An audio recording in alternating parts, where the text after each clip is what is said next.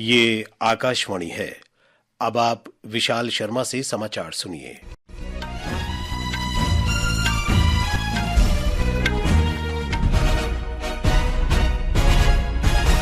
Doctor Bhimrao Ambedkar के बारे में गृह मंत्री अमित शाह के बयान पर विपक्ष के आरोपों को लेकर हुए शोर शराबे के कारण संसद के दोनों सदनों की कार्यवाही आज दोपहर 2 बजे तक स्थगित कर दी गई। लोकसभा में जैसे ही सदन की बैठक शुरू हुई तो कांग्रेस, डीएमके और वाम दलों सहित विपक्षी पार्टियों ने कल राज्यसभा में दिए गए श्री शाह के बयान को लेकर नारेबाजी शुरू कर दी। वे अध्यक्ष के आसन के सामने आ गए। संसदीय कार्य मंत्री अर्जुन राम मेघवाल ने विपक्ष के व्यवहार पर आपत्ति व्यक्त की। श्री मेघवाल ने आरोप लगाया कि कांग्रेस ने हमेशा डॉक्टर अंबेडकर का अपमान किया है। इसी तरह यह मुद्दा राज्यसभा में भी उठाया गया। कांग्रेस, डीएमके, आरजेडी, आम आदमी पार्टी और अन्य सदस्यों ने गृह मंत्री की टिप्पणी के विरोध में नारेबाजी शुरू कर दी। सभापति जगदीप धनखड़ ने कहा कि डॉक्टर अंबेडकर अत्यंत सम्मानित हैं और वे सभी के लिए अनुकरणीय हैं। संसदीय कार्य मंत्री किरेन रिजिजू ने कांग्रेस पर आरोप लगाया कि कांग्रेस ने वोट बैंक की राजनीति के लिए बाबा साहेब के नाम का इस्तेमाल किया, जो निंदनीय है। इस बीच विपक्षी सांसदों ने श्री शाह से माफी की मांग करते हुए संसद के बाहर विरोध प्रदर्शन किया। हंगामे के कारण संसद की दोनों सदनों की बैठक आज दिन भर के लिए स्थगित कर दी गई।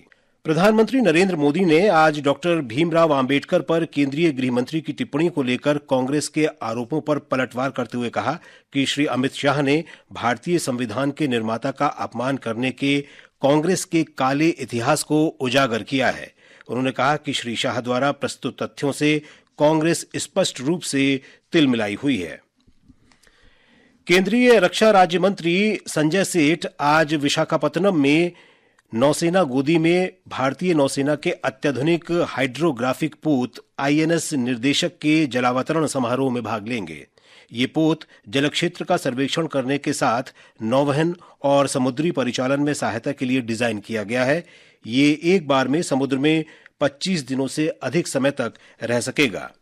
राष्ट्रपति द्रौपदी मुर्मू आज हैदराबाद के निकट बोलारम स्थित राष्ट्रपति निलयम में अनेक सुविधाओं का शुभारंभ करेंगी। राष्ट्रपति शीतकालीन प्रवास के लिए कल शाम निलयम पहुंची।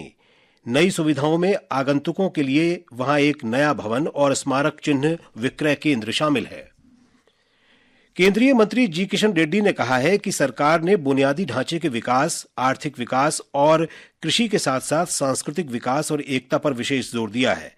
आज सुबह नई दिल्ली में मीडिया को जानकारी देते हुए केंद्रीय मंत्री ने कहा कि देश की भाषाएं राष्ट्र की एकता और सांस्कृतिक इतिहास का महत्वपूर्ण आधार हैं।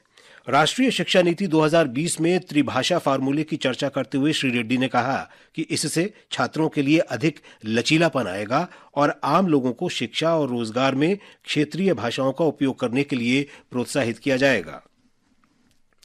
केंद्रीय शिक्षा मंत्री धर्मेंद्र प्रधान ने कहा है कि केंद्र सरकार ने पिछले 10 वर्षों में अल्पसंख्यकों सहित गरीबों के जीवन को ऊपर उठाया है। नई दिल्ली में आज राष्ट्रीय अल्पसंख्यक शैक्षणिक संस्थान आयोग के 20वें स्थापना दिवस पर श्री प्रधान ने कहा कि आयोग की सरकार अपने आदर्श वाक्य सबका साथ, सबका विश्वास पर चलती रही है। उन्होंने कहा कि पीएम आवास योजना और पीएम उज्ज्वला योजना जैसी सरकार की योजनाओं ने गरीबों और अल्पसंख्यक समुदाय के लोगों के उत्थान में मदद की है। उन्होंने शैक्षणिक संस्थानों से राष्ट्रीय शिक्षा नीति 2020 को उचित रूप से लागू करने का आग्रह किया। राष्ट्रीय सुरक्षा सलाहकार अजीत डोभाल ने आज बीजिंग में चीन के विदेश मंत्री वांग यी के साथ प्रमुख द्विपक्षीय मुद्दों पर बातचीत की।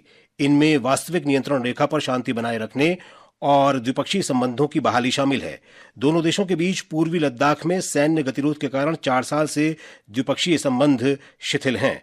श्री डोभाल के नेतृत्व में भारतीय प्रतिनिधिमंडल विशेष प्रतिनिधियों की वार्ता के 23वें दौर में भाग लेने के लिए कल बीजिंग पहुंचा।